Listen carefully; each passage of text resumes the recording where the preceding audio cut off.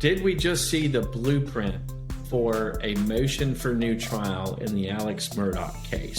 Welcome to this edition of The Trial Guys as we continue our coverage of the Alex Murdaugh case. Now we're dealing with post-conviction. Alex Murdaugh was convicted of the murder of his wife and child in connection with the 2021 murders on his property in Colleton County, South Carolina. A lot of talk about what an appeal may look like. We know that they've already filed a notice of appeal.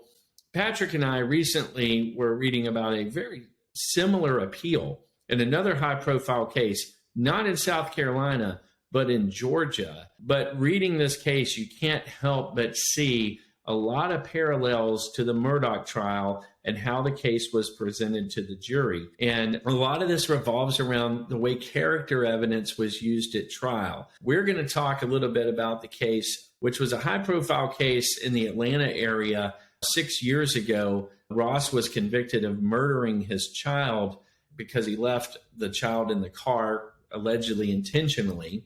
A jury convicted of him of doing it intentionally. The child suffocated and passed away, unfortunately. Terrible, tragic case. He was convicted of murder.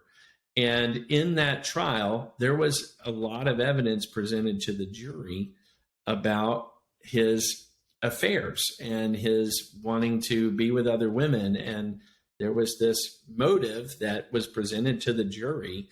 This was an interesting trial, too. The defendant's name was Justin Ross Harris, and Justin Harris, Ross Harris, I believe is what he goes by. Mr. Harris was communicated a lot with young women, especially one young lady who was 16, over a period of 5 or 6 months prior to the death of his son, Cooper. But the problem with the murder trial, they used a lot of those communications to try to establish motive. And so they used these communications between Ross and this young woman and several other communications with lots of other women and to show that he had a motive to kill his son. And basically the state's theory was that he wanted to have sexual relationships with many women. So his marriage was an impediment to that goal. So therefore Cooper was the child. Cooper prevented Mr. Harris from ending his marriage. And so therefore he killed his son so that he could carry on these sexual relationships. It's kind of a crazy theory. And I think the parallel between that and Murdaugh is pretty straightforward. Normally in a trial, you have strict limits on how much you can get into about the defendant's character. The accused person's character is generally not at issue in the trial. You don't want the fact that they're just generally considered a bad person or have a bad reputation to taint the jury into believing, well, this is just conduct in conformity there with their bad reputation and their prior bad acts, right? So there's limits on that. Okay, so that's the point of it. It's like, let's look at the facts of this case. We're not going to look at this whole person's 50-year history in the world and bring up every bad thing they've ever done, because we don't want to cloud the jury's judgment. Well, there's an exception to that rule in that you can get into some of this bad act evidence under other circumstances. In the Murdaugh trial, the state said it was to prove motive, right? And they had this idea that they presented to the judge and then to the jury that the motive for Alex Murdaugh killing his wife and child was that he wanted to distract from his financial crimes, so that he wanted to commit capital murder as a way to distract from his financial crimes because there was this house of cards about to cave in. So as a result, at the trial, we got weeks of evidence about scamming his clients and cheating his clients out of millions of dollars, apparently. There really wasn't any dispute to any of this. He stole from his clients. He stole from his law partners. He did all of these bad things. But what does that have to do with whether he took a shotgun and killed Paul and another gun and killed Maggie, right? Well, the state said, well, it's all related to motive. This was his motive. I mean, it just sounded like a sham motive to a lot of people. And I'm sure we're going to see something like that in the motion for new trial, that this motive was not real. It was just an excuse to get in otherwise inadmissible evidence. And they got in a lot of it and painted him as a really bad person so that the jury didn't believe anything that he said.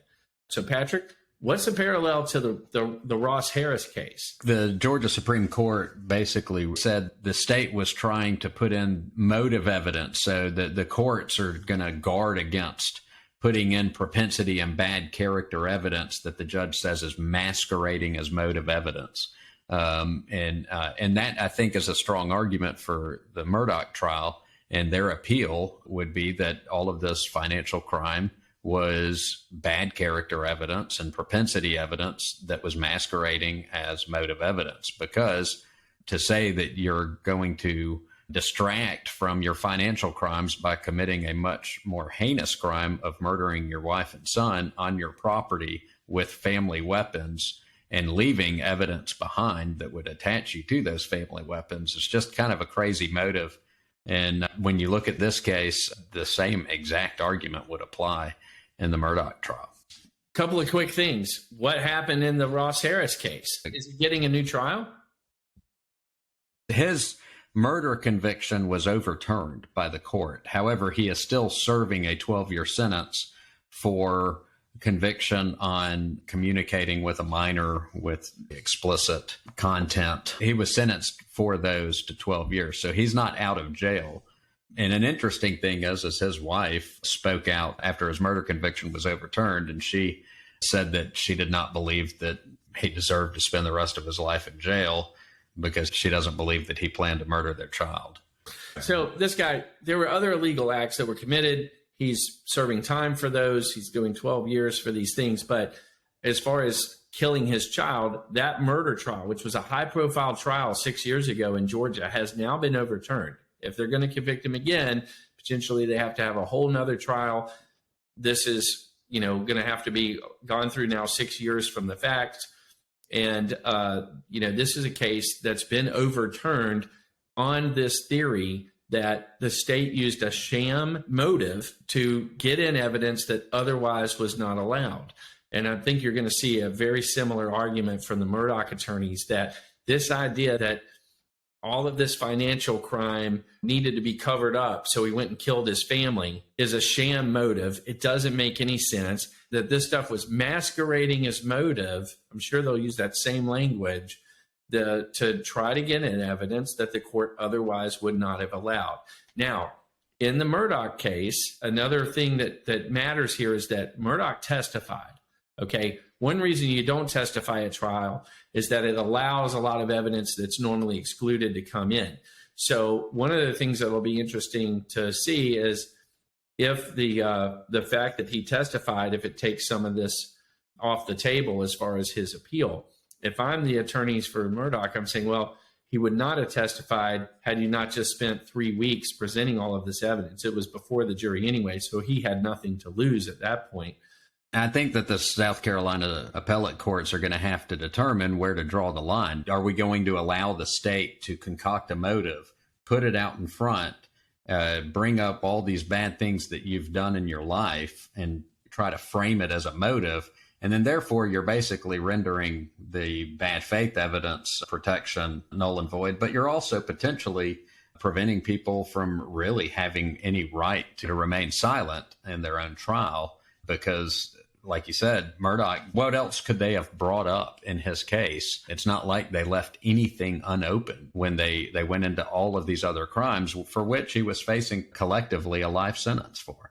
The state's going to say, well, he still chose not to respond to it, but it's that he had nothing to lose at that point because the evidence got in under other ways. Now, all the things you're trying to prevent from happening when you take the stand was not a concern, so he had nothing to lose. So it was just encouraging him to take the stand. It gave him the ability to take the stand without risking some of his constitutional protections that otherwise would have been there. So, I mean, the argument is they did a runaround of his rights. It's a runaround. I think the criticism all along was this sounded like a sham argument for motive. It was for no other reason than to try to get in evidence under the motive exception, and that it sounded like the dumbest motive ever. And they really didn't lean very hard on it in closing argument. because it had already served its purpose, had gotten all this bad evidence in. Of course, they had to mention it, but it's not like this was a huge part of their theory of the case. The second closing, the prosecutor that did the second closing got up there and said, now, you remember, we didn't have to prove motive. We didn't have to prove motive. Yeah, you don't have to I mean, you don't, but y'all sure did. You sure had spent 3 weeks on it, establishing that all these crimes were committed to support your motive theory. So anyway, look, Georgia is not a court that necessarily influences South Carolina's decisions. It's not a binding precedent, but it could be considered by the South Carolina courts. And I think what we see is just there's some parallels here to another high-profile case that recently got overturned. And I think you're going to see a similar argument being made by the Murdaugh attorneys, and we'll have to see how it plays out. Now, when is that going to happen? It's going to be a long time down the road, right? We just got notice of an appeal a couple of weeks ago, so they are going to appeal the verdict, obviously. Nobody's surprised by that. But, you know, the transcripts of everything will have to be prepared. These appeals take many, many months. And, you know, we're talking about a 6 to 8 week trial, something like that. So it's going to be a long time before the appellate attorneys have everything they need to get these briefs filed. So probably sometime down the road. And for this appellate process to happen for Ross Harris, that took 6 years to get that case overturned. So the wheels of justice move pretty slowly, especially when it comes to post-conviction relief. Yeah, thanks for watching. Look forward to continuing to watch this trial. Make sure you hit the like button, hit the subscribe button for future videos.